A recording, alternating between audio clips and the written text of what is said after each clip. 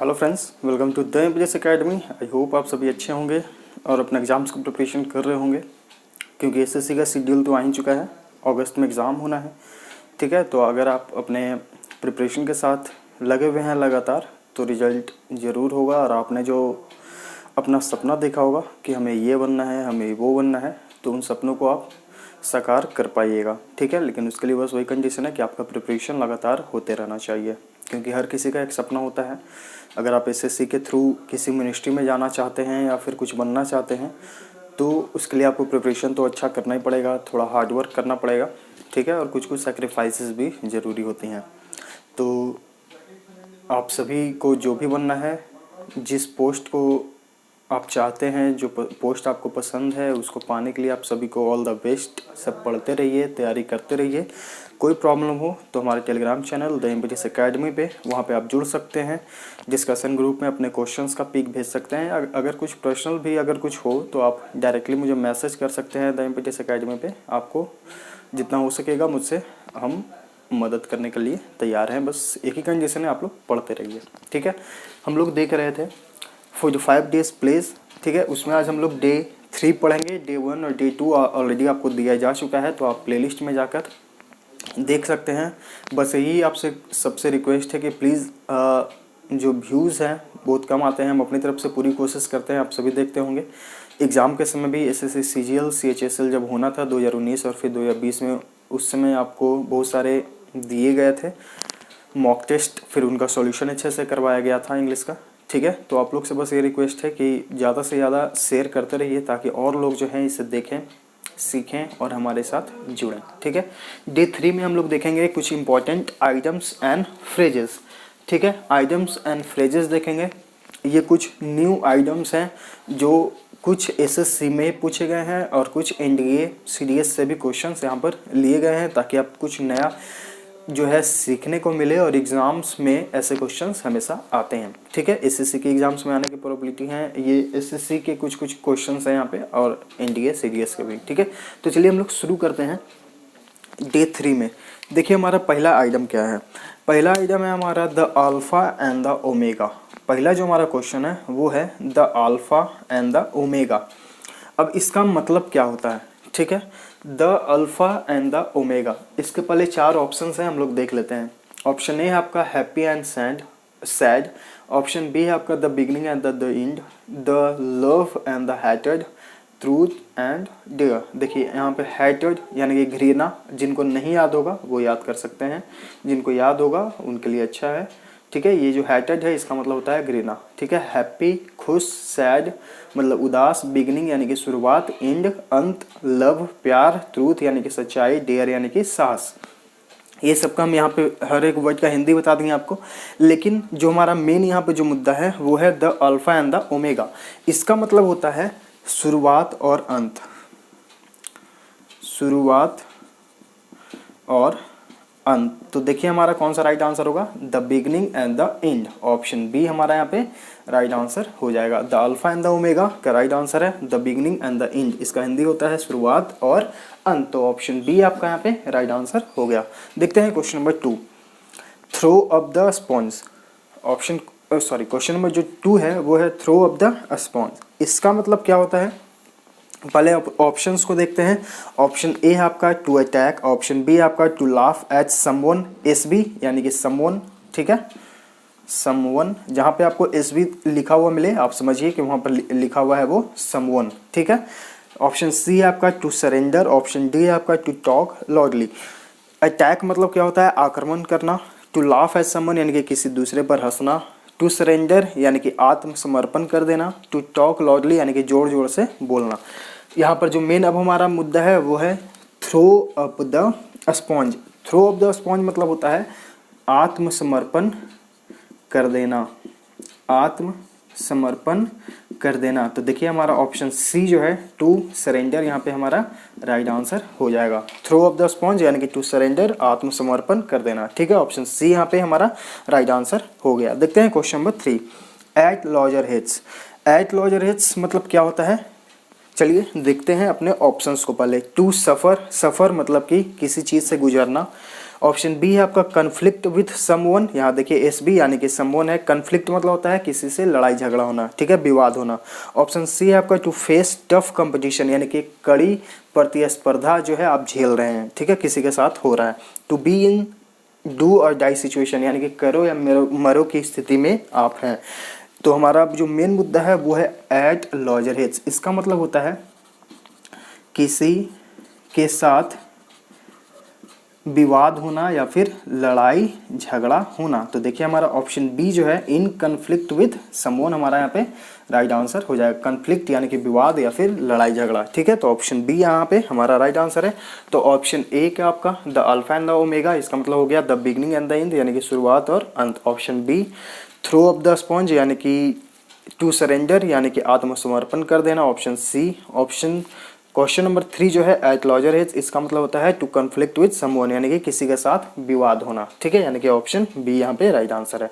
अब देखते हैं हम लोग क्वेश्चन नंबर 4।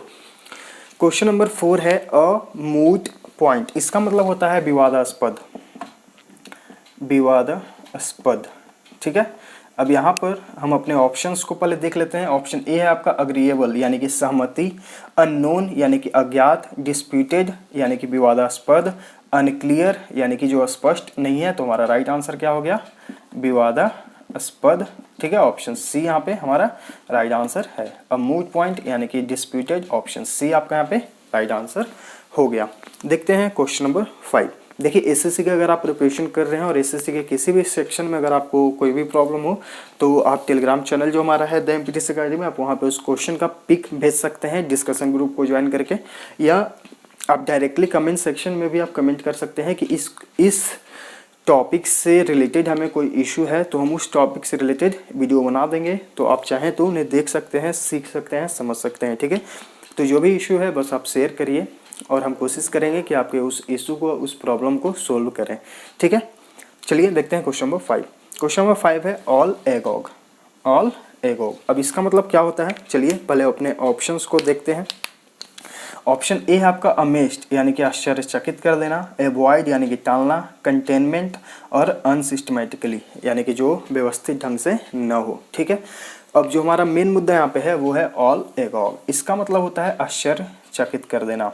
क्या होता है, आश्चर्यचकित कर देना। तो हमारा जो राइट आंसर यहाँ पे है वो है हमारा ऑप्शन ए, अमेज्ड, ठीक है। ऑल एगॉग यानी कि अमेज्ड, आश्चर्यचकित कर देना, ऑप्शन ए आपका यहाँ पे राइट आंसर हो गया। देखते हैं question number 6, pillar to post, pillar to post. अपने ऑप्शंस को पहले देख लेते हैं, उसके बाद फिर अपने मेन पॉइंट पे आएंगे। ऑप्शंस हैं हमारे main support to an object यानी कि किसी को सहारा देना, वन प्लेस टू अनदर यानी कि एक जगह से दूसरे जगह, टू बी रिलक्टेंट यानी कि अनिच्छुक होना, टू इंसाइट अदर्स, इंसाइट मतलब कि किसी को उकसाना, ठीक है। अब यहाँ पर देखिए जो हमारा राइट आंसर होगा पिलर टू पोस्ट, इसका मतलब होता है एक स्थान से दूसरे स्थान, एक स्थान से दूसरे स्थान, ठीक है। तो हमारा राइट आंसर देखिए यहाँ पे कौन सा हो जाएगा, one place to another. Right answer जो है हमारा यहाँ पे ऑप्शन बी हो गया, पिलर टू द पोस्ट यानी कि one place to another, option B. तो अ मूट पॉइंट यानी कि विवादास्पद, ऑप्शन सी। डिस्प्यूटेड हो गया, ऑल एगॉग यानी कि आश्चर्यचकित कर देना, अमेज्ड ऑप्शन ए, और पिलर टू पोस्ट यानी कि वन प्लेस टू अनदर यानी कि एक स्थान से दूसरे स्थान, ऑप्शन बी यहाँ पे हमारा राइट आंसर हो गया। चलिए आगे देखते हैं क्वेश्चन नंबर 7। क्वेश्चन नंबर 7 है आपका चिकन हार्टेड। क्या है, चिकन हार्टेड, ठीक है। आइए देखते हैं अपने ऑप्शंस को, उसके बाद फिर हम अपने मेन पॉइंट पे आएंगे। ऑप्शन ए जो है कोवार्ड, कोवार्ड मतलब होता है डरपोक, ठीक है। शॉर्ट टेम्पर्ड, बोल्ड यानी कि साहसी, कंपोज्ड यानी कि शांत, ठीक है। अब जो हमारा मेन पॉइंट यहाँ पे है चिकन हार्टेड, ठीक है। चिकन हार्टेड मीन्स होता है एक डरपोक। क्या होता है चिकन हार्टेड मतलब डरपोक। तो यहाँ पर जो हमारा राइट आंसर होगा वो होगा आपका ऑप्शन ए, ठीक है। चिकन हार्टेड यानी कि डरपोक, कमजोर दिल वाला, ठीक है। तो ऑप्शन ए आपका यहाँ पे राइट आंसर हो गया। देखते हैं क्वेश्चन नंबर 8। क्वेश्चन नंबर 8 है आपका speak and span, speak and span. चलिए देखते हैं ऑप्शंस को। ऑप्शन ए है आपका हाई एंड लो यानी कि ऊंचा और कम, मतलब ज़्यादा और कम। डार्क एंड लाइट यानी कि डार्क अंधेरा, लाइट मतलब कम, नीट यानी कि साफ सुथरा, NEET and clean, happy and sad यानी कि खुश और उदास। तो यहाँ पर जो हमारा मेन पॉइंट है स्पीक एंड स्पैन, जो हमारा आइटम है इसका जो अर्थ होता है वो होता है साफ सुथरा। तो देखिए हमारा राइट आंसर कौन सा हो जाएगा, राइट आंसर हमारा यहाँ पे ऑप्शन सी हो जाएगा, स्पीक एंड स्पैन यानी कि neat and clean. Option C हमारा यहाँ पे राइट आंसर है। देखते हैं question number 9, whistle in the dark. Whistle in the dark हमारा आइटम है, इनका अर्थ हमको बताना है। पहले हम अपने ऑप्शंस के हर एक वर्ड को देख लेते हैं, उनका अर्थ जान लेते हैं, उसके बाद फिर अपने आंसर पे आएंगे। ऑप्शन ए है आपका प्रिटेंड मतलब दिखावा करना, अनअफ्रेड यानी कि आप डरे हुए नहीं हैं, आप ऐसा प्रिटेंड करते हैं यानी कि दिखावा करते हैं, ठीक है। अ रे ऑफ होप यानी कि एक आशा की किरण, in the worst of times यानी कि जो आपके बुरे समय हैं उनमें एक आशा की किरण, ठीक है। सी अ घोस्ट वाइल ड्रीमिंग यानी कि जब आप सपना देख रहे हैं तो आप एक घोस्ट को देख लिए यानी कि घोस्ट यानी कि भूत, लेकिन आपको क्या ड्रीमिंग करना है कि आप अपने यूनिफॉर्म में हैं, चाहे आप इनकम टैक्स इंस्पेक्टर के यूनिफॉर्म में हो, चाहे एक्साइज, चाहे सीबीआई इंस्पेक्टर, चाहे जो भी, ठीक है। फिर आपका ऑप्शन डी है आपका बी ब्लाइंड यानी कि अंधा होना। तो विशल इन द डार्क इसका मतलब होता है न डरने का दिखावा करना, न डरने का दिखावा करना यानी कि कौन सा हमारा राइट आंसर हो जाएगा, हमारा राइट आंसर हो जाएगा option A pretend to be unafraid यानी कि न डरे होने का दिखावा करना। विशल इन द डार्क यानी कि प्रिटेंड टू बी अनअफ्रेड।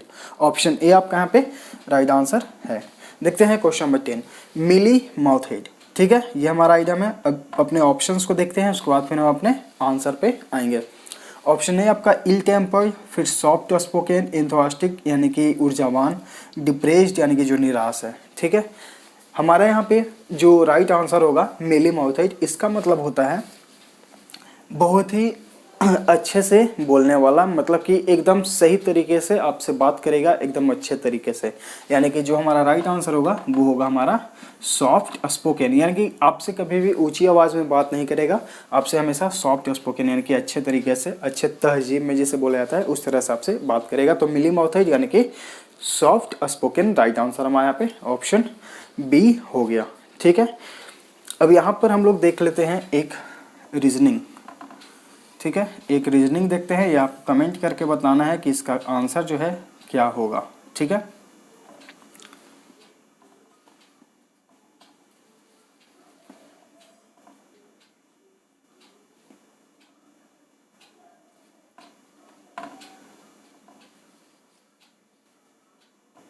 यहाँ पर ये हो गया आपका, ठीक है।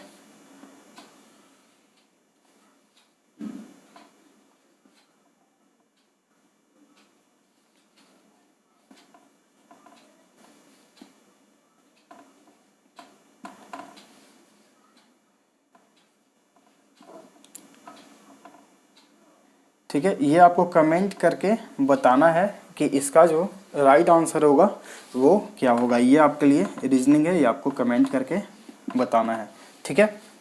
इसका राइट आंसर यहाँ पे बी, ए, सी और ए, ठीक है। तो ये है आज का इम्पोर्टेंट आइटम्स का लेसन।